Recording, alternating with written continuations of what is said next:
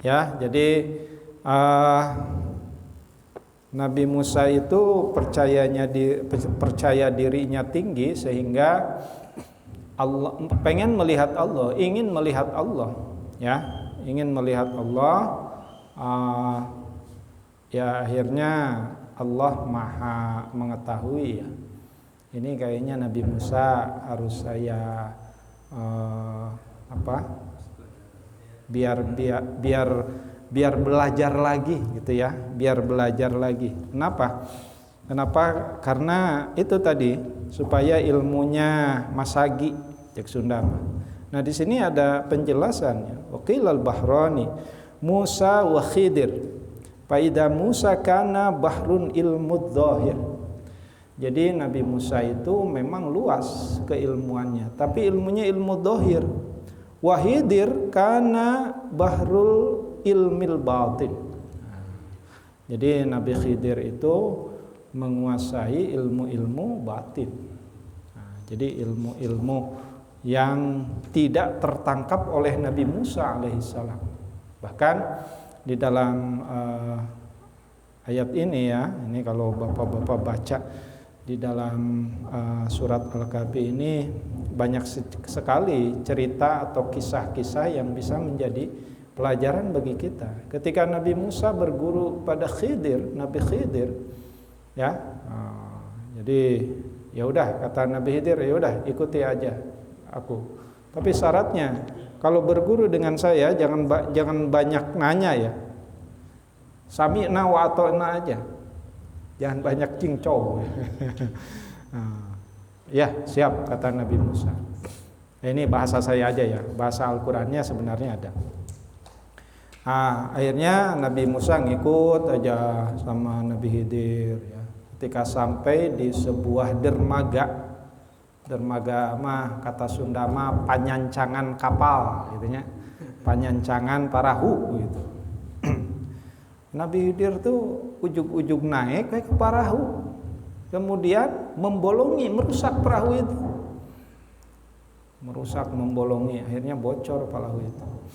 Nah, Nabi Musa kan kaget yang ngikut itu. Loh, guru atau Ustadz, kenapa Ustadz melakukan hal ini? Ini kan perbuatan dolim. Ya, kata Nabi Khidir, tuh kan kamu udah nanya ini. Udah cicing we, cek urang kieu. Kata gua begini. Oh ya udah, mohon maaf ya guru. Akhirnya ya udah ikuti aja. Akhirnya kemudian berjalan ke sebuah perkampungan gitu ya. Ada anak-anak lagi main gitu. Kemudian dideketin ada anak-anak itu. Salah satunya dicekek, mati. Itu ya. Ya anak-anak seusia siapa ya di sini?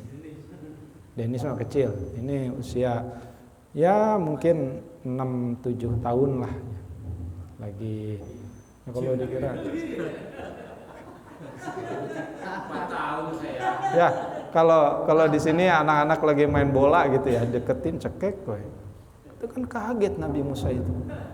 Oh, kok ya Ustadz, ya guru. Waduh. Ini membunuh orang itu kan dosa besar. Kenapa kamu lakukan seperti ini? Ya udah, cicing. Oh iya, jangan banyak bertanya ya. Akhirnya jalan terus ke sebuah tempat yang ada dinding yang mau roboh gitu ya. Ya. Akhirnya harusnya pikir Nabi Musa, harusnya dalam keadaan lapar, haus kita nyari pekerjaan lah. Kuli ya gitunya. Kuli kemudian kita dapat upah biar bisa beri makan dan minum. Tapi apa yang dilakukan oleh Nabi Khidir kemudian tanpa basa-basi dinding yang mau roboh itu dibetulkan, kemudian setelah beres ya udah. Nabi Musa kaget. Ya guru, kenapa sih guru melakukan itu? Harusnya kan tadi kita kuli lah, kuli panggul atau apa gitu, kita dapat upah, kita beli makan, kita beli minum. Ya kata Nabi Khidir, kamu kan nggak sabar lagi nih. Nah, saatnya selesai berguru dengan saya.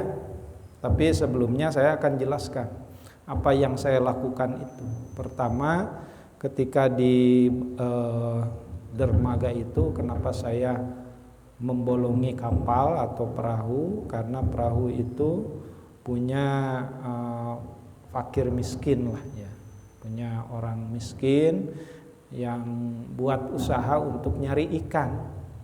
Nah, kalau perahu itu nggak dibolongi, itu biasanya dirampas oleh apa?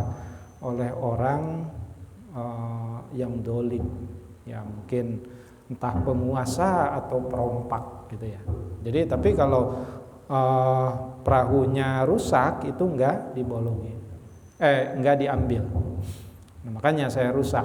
Nanti kan dia bisa nambal lagi, kemudian dia bisa pakai lagi untuk nyari ikan. Terus yang kedua, kenapa saya mencekik membunuh anak tadi?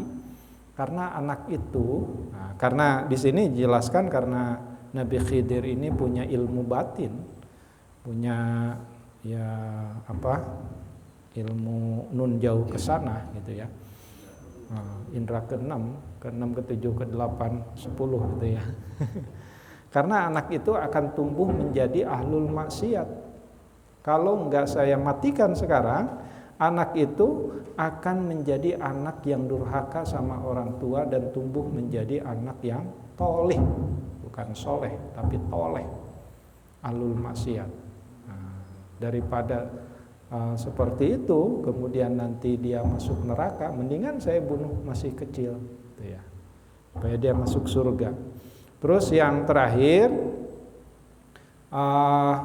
kenapa saya membetulkan dinding yang mau roboh? Karena di bawah dinding itu, di bawah bangunan tersebut itu ada kanzan makhfi, ada harta karun itu milik anak yatim gitu ya. Jadi kalau nggak dibetulkan itu akan rusak ditelan zaman, sehingga ahli warisnya terutama anak-anak yatim itu tidak akan mendapatkan harta karun yang ada di bawah tembok tersebut. Nah, akhirnya ya udah, sekarang Nabi Musa cukup berguru dengan saya ya. Akhirnya dari situ Nabi Musa tumbuh menjadi sadar menjadi nabi yang tidak sombong lagi ya. Gitu ya. Jadi seperti itu kurang lebih ceritanya. Oke, kembali lagi ke judul ini. Di sini anjuran untuk mengunjungi ahlul khair. Ada hadis yang diriwayatkan oleh Muslim, Imam Muslim, sanadnya dari Anas ya. Bismillahirrahmanirrahim. Wa an Anasin radhiyallahu anhu qala, dari Anas semoga Allah meridhoi kepadanya, qala berkata, qala Abu Bakar li Umar, berkata Abu Bakar kepada Umar radhiyallahu anhuma, ba'da wafati Rasul, setelah Rasul meninggal ya. Apa kata Abu Bakar ke Umar? Intolik bina ila ummi Aiman, ayo kita berkunjung ke Ummi Aiman. Siapa Ummi Aiman itu? Ummi Aiman itu pengasuh Nabi waktu Nabi masih kecil gitu ya. Nazuruha kama kana Rasulullah sallallahu alaihi wasallam. Ya, kemudian kami mengunjungi Ummi Aiman sebagaimana dulu juga Rasulullah suka mengunjungi Ummi Aiman gitu ya. Yazuruha palamma intaha, kemudian ketika intaha sampai di rumahnya Ummi Aiman ya, ilaiha bakat, kemudian Ummi Aiman itu nangis. Faqala laha, kemudian Abu Bakar dengan Umar itu berkata, ma yubkiki, kenapa Ummi Aiman kamu nangis? Amma ta'lamina annama indallahi khairun li Rasulillah. Nah, kata Abu Bakar kepada Ummi Aiman itu, kenapa kamu menangis? Ya, rupanya Ummi Aiman itu tahu bahwa Rasulullah sudah meninggal. Kata Abu Bakar, eh, kamu kan atau apa? Amma ta'lamina, apakah kamu tidak mengetahui annama indallahi khairun li Rasulillah, bahwa sesungguhnya di sisi Allah itu lebih baik, ya, di sisi Allah itu lebih baik meninggalnya Rasulullah. Artinya sekarang Rasulullah sudah tentram di sisi Allah, gitu ya. Nah, ini pertanyaan Abu Bakar kepada Ummi Aiman. Faqalat, nah, maka kemudian Ummi Aiman itu berkata, "Inni la abki," ya. Sesungguhnya aku tidak menangisi. Anni la a'lamu annama indallahi ta'ala khair li Rasulillah. Aku tidak menangisi kepergian Rasulullah, itu ajalah.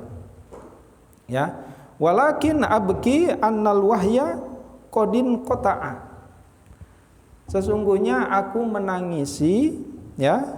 Sesungguhnya wahyu itu telah berhenti, ya, telah berhenti turun minas sama dari langit. Karena Rasulullah meninggal berarti wahyu udah nggak ada lagi, gitu maksudnya, ya. Fahayyajat huma, maka Ummi Aiman menggerakkan, ya, mengajak gitu ya kepada Abu Bakar, ya, dan Umar alal buka, untuk nangis. Jadi akhirnya faja'ala yabkiyani ma'aha, kemudian mereka nangis bareng gitu ya. Itu menangisi, bukan menangisi kepergian Rasulullah atau meninggalnya Rasulullah, tapi menangisi bahwa wahyu akan atau sudah berhenti dengan meninggalnya Rasulullah Shallallahu Alaihi Wasallam, ya. Nah, ini cerita ini mengajari kita bahwa kita juga harus silaturahmi kepada orang-orang yang telah berjasa kepada kita. Mungkin dulu kita punya apa ya, yang suka bantu-bantu di rumah waktu anak kita kecil kan, suka dibantu, digendong dan lain sebagainya, pembantu lah ya. Kenapa? Karena dulu Rasulullah dalam tradisi Arab sana, bahkan Rasulullah itu kan disusui bukan 2 tahun, bukan oleh ibundanya, tapi oleh orang lain, ya, oleh Halimatus Sa'diyah. Tetapi ini sebuah keberkahan ketika Halimatus Sa'diyah menyusui Rasulullah. Itu kan di dalam kitab Burdah itu dijelaskan badannya jadi seger gitu ya. Jadi ketika susunya diisap oleh Rasulullah, badannya jadi seger, jadi montok, jadi sehat. Dan juga ternak-ternaknya, dia punya ternak kambing dan lain, jadi berkah gitu. Kenapa? Nah, itulah Rasulullah. Bedanya orang biasa dengan Rasulullah itu, Rasulullah membawa keberkahan. Ya, termasuk di sini ahlul khair pun itu membawa keberkahan. Ya, nah, makanya Pak Selamat, walaupun Abi Tamrin sudah meninggal, tapi kan magnetnya terus ke sana. Ya, hari Minggu pasti ke sana. Kenapa? Karena ya mungkin mengamalkan bab ini ya, selamat ya. Kenapa? Karena orang soleh itu membawa keberkahan ke lingkungan sekitarnya. Nah, ini ya. Jadi anjuran mengunjungi ahlul khair itu seperti itu. Oke, hadis berikutnya. An Abi Hurairah radhiyallahu anhu anin Nabi sallallahu alaihi wasallam. Dari Abu Hurairah, semoga Allah meridhoi kepadanya, dari Nabi Muhammad sallallahu alaihi wasallam. Anna rajulan. Nah, ini cerita juga dalam hadis yang diriwayatkan oleh Imam Muslim, sanadnya dari Abu Hurairah. Ini sebuah cerita. Anna rajulan, sesungguhnya ada seorang laki-laki atau seseorang, zaro akhon, yang mengunjungi, yang akan mengunjungi akhon saudaranya lahu bi qaryatin ukhra, di kampung nun jauh di sana, gitu ya. Fa arsadallah, kemudian Allah mengetahui. Nah, ini Allah memang Maha mengetahui ya. Allah Maha mengetahui. Akhirnya Fa arsadallah, Allah mengutus ala madrajatihi malakan, ya, untuk menghadang, untuk bukan menghadang merampok, bukan, untuk bertanya kepada orang yang sedang melakukan perjalanan menuju saudaranya ke kampung nun jauh di sana, dengan seorang malaikat. Tapi di sini malaikatnya nggak dijelaskan. Malakan, ya, marrorujul. Jadi untuk bertanya aja kepada laki-laki yang sedang dalam perjalanan untuk mengunjungi saudaranya tadi. Falamma ata alaihi qala, maka ketika sudah ketemu itu malaikat kepada laki-laki yang akan mengunjungi saudaranya di kampung nun jauh di sana, kemudian malaikat itu berkata, qala aina turid, ngapain kamu mau ke sana? Ya, aina turid itu kan mau kemana kamu, gitu ya.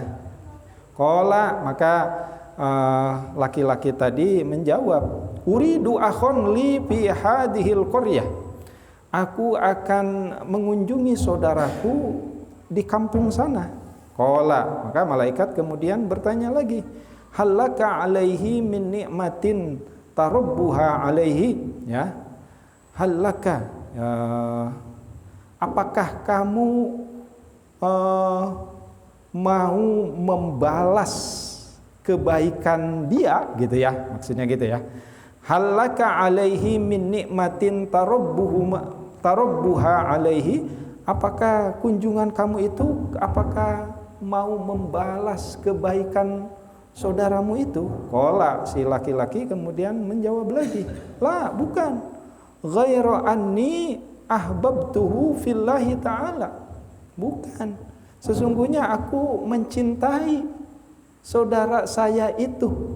Nah, di sini di penjelasannya, karena saudaranya itu ahlul khair, ya. Nah, jadi bapak-bapak kalau punya saudara di mana, oh di sana di Pelabuhan Ratu, di Cisolokan itu, tapi punya pesantren, nah dikunjungi, gitu ya, maksudnya gitulah.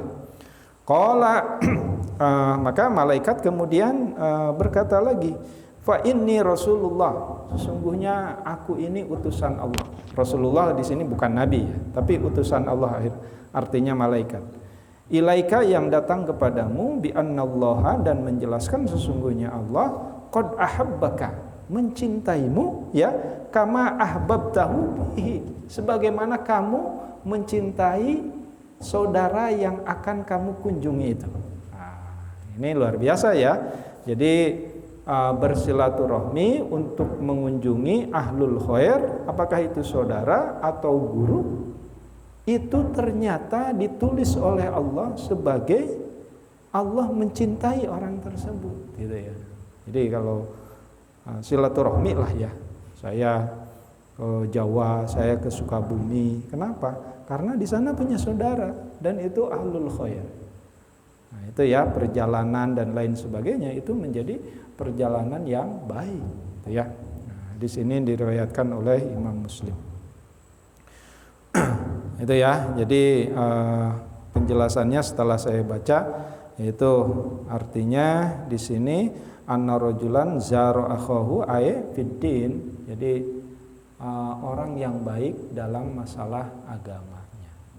Jadi makanya sesuai dengan tema atau judul tema ini kita harus rajin-rajin berkunjung sama ahlul khair.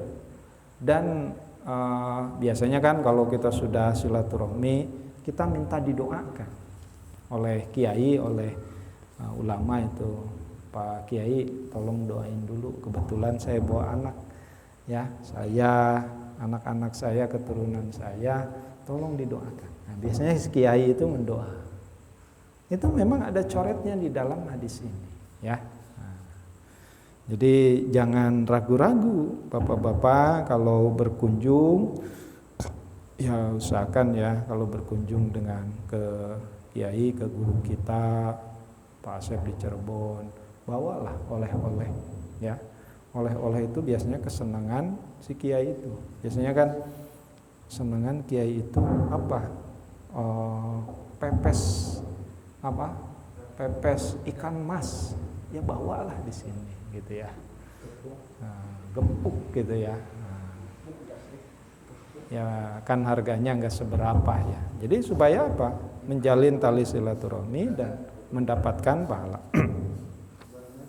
Oke, hadis berikutnya wa anhu, dan juga dari Abu Hurairah qala berkata qala Rasulullah sallallahu alaihi wasallam, Rasul bersabda, man ada maridon, ya, siapa yang menjenguk orang yang sakit, au zaro akhon, atau berziarah atau mengunjungi saudara lahu fillah, karena Allah, nadahu munadiyan, maka akan dipanggil munadian oleh pemanggil, malakani, yaitu para malaikat, apa? Tibta wa toba mamsyaka wa tabawwa'ta minal jannati manzilan. Ya, kata malaikat, oh sangat bagus, sangat baik mamsyaka, perjalananmu, ya, wa tabawwa'ta, itu akan mengambil minal jannati manzilan, ya, tempat di surga. Jadi kunjungan kita atau nengok kita kepada orang sakit, berkunjung kepada saudara kita yang ahlul khair, itu sesungguhnya kita mengambil satu tempat di surga.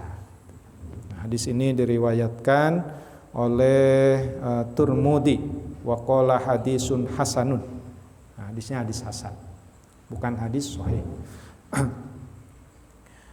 Wa an Abi Musa al-Asy'ari, dari Abu Musa al-Asy'ari, ya, Abu Musa al-Asy'ari radhiyallahu anhu, anna nabiyya sallallahu alaihi wasallam, dari Nabi Muhammad sallallahu alaihi wasallam, qala, bersabda, innama masalul jalisi sholih wa jalisis su. Nah, ini perumpamaan.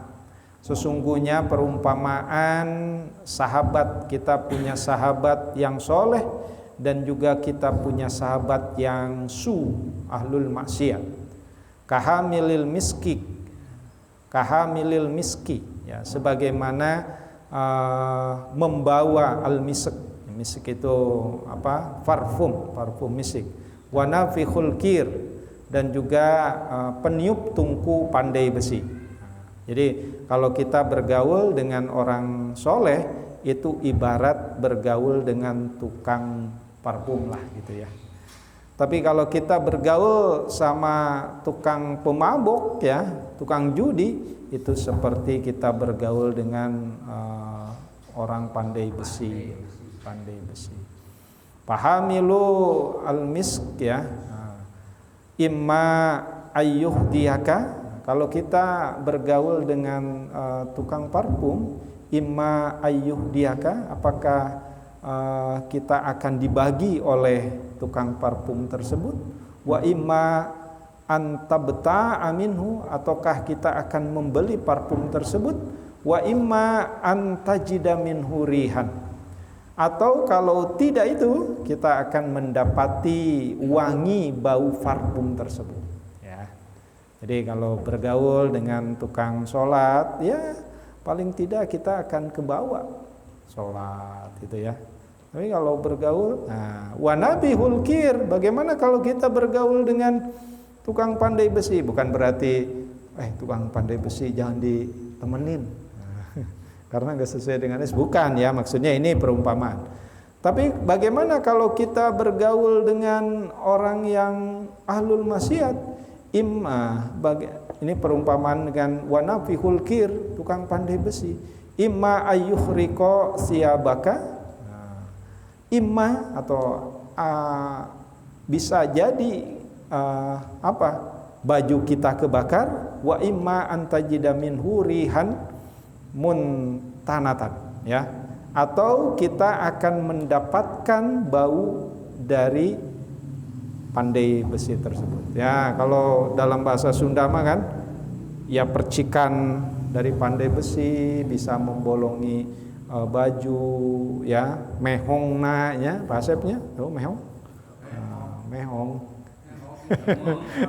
Mehong kotor gitu ya. Nah, tapi kalau sama tukang parfum kan wangi gitu ya, walaupun badan kita bau nggak sedap, tetapi kan kita mencium bau parfum tersebut. Nah, ini perumpamaan. Muttafaqun alaih, hadis diriwayatkan oleh Bukhari wa Muslim. Nah, ini ya, jadi hadis ini mengajari kita supaya pandai-pandai bergaul. Wa Nabi Hurairah, dari Abu Hurairah radhiyallahu anhu, ani Nabi sallallahu alaihi wasallam. Nah, ini mah sebenarnya bagi bujangan ini mah ya. Tunkahul mar'ah li arba'in, limaliha wa li hasabiha wa li jamaliha wa li diniha, ya. Nikahilah perempuan karena 4 perkara. Limaliha karena hartanya, wa li hasabiha, nah, dalam matan yang lain wali nasabiha, kalau di sini wali hasabiha karena nasabnya, wali jamaliha karena kecantikannya, wali diniha karena agamanya. Padfar bidatiddin, ya, dapatkan yang agamanya bagus. Jadi kalau 4-4-nya enggak ada, atau yang 3 enggak ada tapi agamanya bagus, taribat yadak, ya. Taribat yadak di sini maksudnya kalau kamu tidak mendapatkan agamanya, maka tangan kamu akan berlumuran debu. Nah, di sini taribat yadak ay iftaqarat wa asnadu ilal yadain li anna tasarrufa yaqum biha ghaliban. Jadi akan capek lah kalau agamanya kurang bagus. Jadi yang capek kita, anaknya harus dididik gitu ya. Tapi kalau istri kita bagus, nanti istri kita akan mendidik anak-anak kita, ya. Kita tidak akan capek gitu ya, ngurus keluarga. Nah, di sini ya, jadi menikahi seseorang itu wajar, makanya manusiawi, cari yang cakep gitu ya, cari yang kaya, bukan matre ya, cari yang keturunannya bagus, cari yang agamanya bagus. Jadi kalau kaya enggak gitu ya, nasab dari orang biasa saja, cakep juga ya, nilainya enggak 9 cuma 7 gitu ya, ya udahlah, yang penting agamanya bagus gitu ya. Maka kata hadis ini apa? Padfar bidatiddin taribat yada. Kalau seperti itu, insya Allah kalau agamanya bagus, maka kamu tidak akan capek ngurusnya gitu ya. Muttafaqun alaih, hadis ini diriwayatkan oleh Bukhari wa Muslim. Wa an Abi Sa'id al-Khudri, dari Abi Sa'id al-Khudri radhiyallahu anhu, ani Nabi sallallahu alaihi wasallam qala la tusahibi illa mu'minan. Nah, ini agak sedikit sara ya. Jadi hadis ini menjelaskan janganlah kamu berteman hanya dengan bertemanlah kamu dengan orang mukmin, ya. Wala ya'kul ta'amaka illa taqiyan, dan makanlah makanan yang disuguhkan oleh orang yang bertakwa, ya.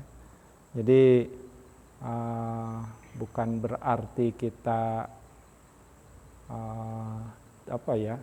mengusir orang-orang non muslim, tapi ini khawatir lil ikhtiyat lah.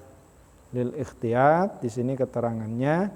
Jadi kita khawatir kalau berteman dengan non muslim itu kita kebawa ya. Nah, tapi kalau kita mau menjadikan non muslim itu jadi muslim, nah itu karakter kita harus kuat.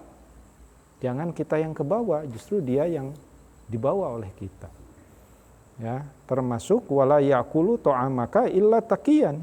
Janganlah kamu makan makanan kecuali yang disuguhkan oleh orang yang bertakwa.